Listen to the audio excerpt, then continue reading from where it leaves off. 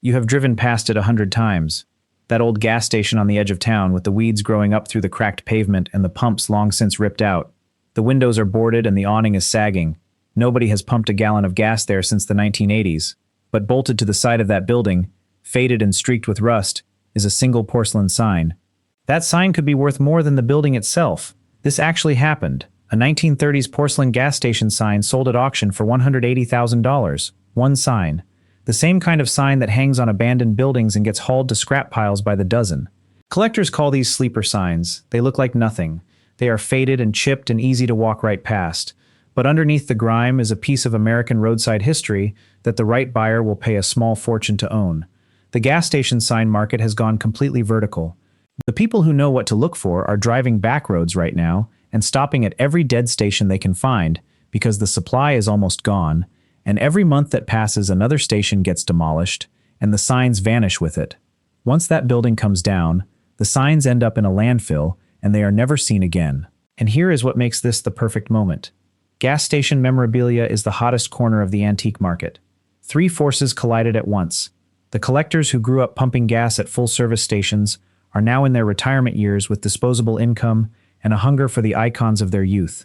The Petroliana category has been discovered by interior designers who hang these signs in restaurants, breweries, and home garages to create that authentic mid-century mood, and nobody is making them anymore. Every original porcelain sign is a fixed supply. When one sells, it leaves the market for good.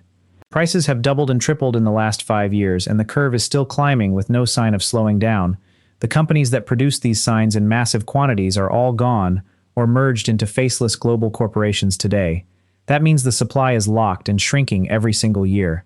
What was once common is now scarce. Today I am counting down the 7 vintage gas station signs worth a fortune, from the lowest value to the one that sold for $180,000. Each one could be bolted to the wall of a dead station, or leaning against a barn right now. Stay to the very end because there is a bonus sign so rare that most collectors have never seen one in person. It was made for less than 2 years before the company destroyed every copy they could find. Before we go any further, the next time you pass an old gas station, slow down. Look at the building. Look at the pumps if they are still standing. Look at anything bolted to the walls or lying in the weeds out back. Take a photo of every sign you see, front and back. Then come back and watch this again because the details I am about to give you are the difference between walking away empty-handed and finding a sign worth tens of thousands of dollars. Do not assume someone else already grabbed them. Many of these stations sit abandoned for decades and nobody has touched the signs since the day the station closed. That is your opportunity. One ground rule before we start. Porcelain. The valuable signs are porcelain enamel baked onto steel at over 1500 degrees. If it is painted tin, it is almost always a reproduction or worth very little. Run your finger across the surface. Real porcelain is glass smooth with a cold, hard feel that almost feels damp even when it is bone dry. Painted tin feels like paint on metal because that is exactly what it is. That one test alone will save you thousands of dollars and keep you out of the reproduction trap that catches almost every beginner in this hobby. Number 7 is the sign that introduced an entire generation to a logo they still recognize today. Number 7, the Sinclair Dinosaur Pump Plate. It is a curved porcelain panel about 14 inches tall, bolted to the top of a gas pump. The background is bright green, and in the center is a cartoon brontosaurus standing tall, usually above the word Sinclair, in white block letters. The green is what grabs you because it has a depth that modern paint cannot match. Sinclair introduced the dinosaur as their mascot in 1930, and these pump plates appeared on pumps across the country from the 1930s through the 1960s. Millions of people saw that dinosaur every time they filled up. They became one of the most recognized corporate mascots in America, and the logo still appears on trucks and billboards today. They sell for $800 to $3,000 depending on condition. The tell is the curve. Original pump plates are convex, curved outward to fit the pump housing. Reproductions are almost always flat. If it lies flat on a table, check twice. The lesson is that brand recognition drives value. Everyone knows the Sinclair dinosaur, and that familiarity fuels the price. Number 6 is a sign so tied to American identity that the company name comes from a highway. Number 6, the Phillips 66 shield sign. This is a porcelain shield shape, roughly 20 inches tall, painted in the company orange and black, with the number 66 stretched across the middle. It looks like a highway marker because it was designed to feel like one.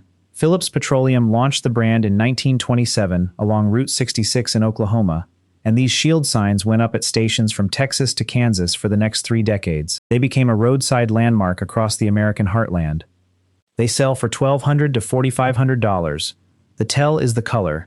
The original Phillips orange has a slightly reddish, burnt quality that reproductions never quite nail. Hold it next to a modern reproduction, and the fake orange looks too bright and too flat. The lesson is that geographic branding adds a premium.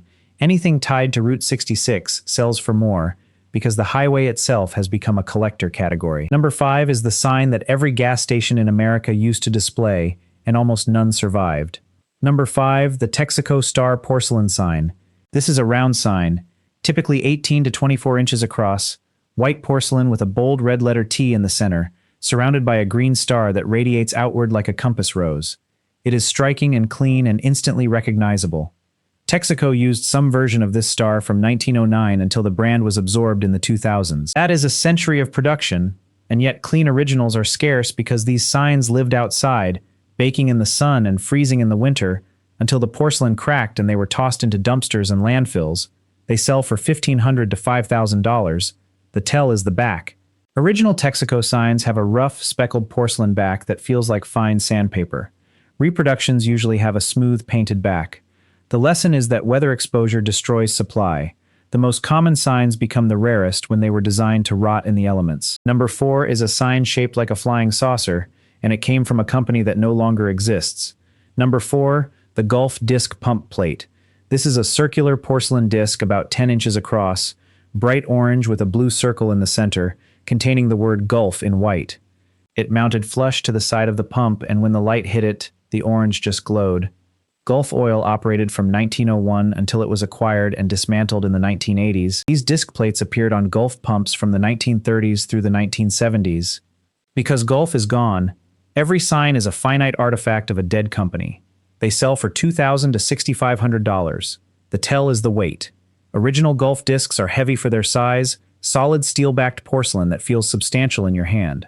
Reproductions are stamped tin and feel light and cheap. The lesson is that extinction drives scarcity. When a company dies, its memorabilia becomes a closed collection, and prices climb every year. Number 3 is the sign from the company that the government broke apart. Number 3, the Standard Oil torch sign. This is a vertical porcelain sign, often 24 inches tall, painted in the standard red and white, with the iconic torch and flame logo rising up the center. The torch was the symbol of the Standard Oil empire, and it appeared on stations across America from the 1911 breakup until well into the 1960s.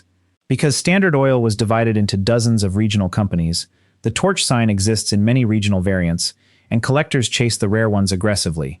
They sell for $3,000 to $8,000 for common versions, and far more for regional oddities. The tell is the edge finish. Original standard signs have porcelain wrapped all the way around the edge, a process called full-edge porcelain. Reproductions almost always have bare or painted metal edges. The lesson is that history multiplies value. A sign connected to the most famous monopoly in American history carries a premium that pure aesthetics cannot explain. Number 2 is the sign that people steal off barns. Number 2, the Mobile Pegasus Pump Plate. This is a porcelain panel, roughly 14 inches tall, featuring the red-winged horse of Mobile, in full gallop against a white background. The Pegasus is one of the most beautiful corporate logos ever designed, and the porcelain versions have a warmth and depth that makes them glow in person.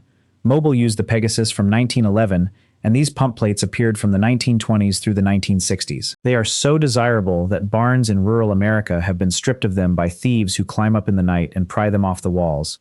They sell for $4,000 to $12,000. The tell is the red. The original Mobile red has a slightly translucent quality in the Pegasus figure because the porcelain was applied in layers. Reproductions use flat paint, and the red looks dull and opaque. The lesson is that beauty is a value multiplier. The signs that people want to hang on their wall, not just store in a garage, always command the highest prices. Now, before you tear out of your driveway, you need to hear this. There are 2 traps that destroy value faster than anything else. The first is originality. The market is flooded with reproductions. Some are honest reissues sold at flea markets, and some are deliberate fakes aged to look old. The physical test is the chip. Real porcelain chips like glass. When it chips, you see the steel underneath, and the chip has sharp conchoidal edges, the kind you see on broken glass. Reproductions chip like paint. The edge is soft and you see primer or gray metal underneath. not bare steel. If the chips look soft, walk away. The second trap is hype. Anyone can list a sign for $10,000. That does not mean it sells for that. The only number that matters is the sold price. Look at completed auction results and sold listings only. Ignore active listings because they are wishes, not facts. A sign listed for $15,000 that actually sells for $3,500 is worth $3,500. The market is full of people who paid retail because they fell in love with a story instead of checking what the sign actually sold for. Do not be that person. Here is your 5-step action plan. Step 1. Photograph every sign on every old station you pass and note the location. Step 2. Test for porcelain using the touch test and the chip test before you even consider a price. Step 3. Search completed auctions for the exact brand and sign type to find real sold prices. Step 4. Check the edges, the back, and the color against known originals, because those 3 details separate real from fake every single time. Step 5. If it passes every test and the sold price supports the asking price, buy it, because original porcelain gas station signs are not making any more of them. Number 1 is the sign from the cold open, the one that sold for $180,000. Number 1, the 1930s Art Deco Skelly gas porcelain sign. This is a large vertical sign, often 30 inches tall or more, with a stunning Art Deco design featuring the Skelly name in geometric lettering above a stylized diamond logo. The colors are deep green and gold with cream accents, and the entire composition has that 1930s geometric precision that makes Deco so collectible. Skelly Oil was a regional company based in Tulsa, Oklahoma, and it operated stations across the Midwest from the 1920s until it was absorbed in the 1970s. Art Deco Skelly signs from the 1930s were produced for only a few years, and almost none survived because they were large, fragile, and mounted outdoors. The one that sold for $180,000 was in remarkable original condition, with strong color and minimal chipping. The tell is the Deco geometry. The lettering on originals has razor-sharp angles baked into the porcelain. Reproductions soften those lines because they cannot replicate the original kiln process. The lesson is that design rarity, combined with brand scarcity, creates the most valuable signs of all. Skelly is gone, the Deco period is gone, and the signs are almost gone. And now the bonus. There is one sign so rare that it barely exists. In the 1910s, before Texaco adopted the star, the company tested a prototype sign featuring a simple red letter T on a white field with a thin green border. It was produced for less than 2 years and then recalled and destroyed when the company switched to the star logo. A handful survived, and the last one to appear at auction sold for over $25,000. Most collectors will go their entire lives without seeing one in person, because the only thing standing between you and a small fortune is knowing what is bolted to the wall of that abandoned gas station you drive past every day. Collectors already know. Now you do too.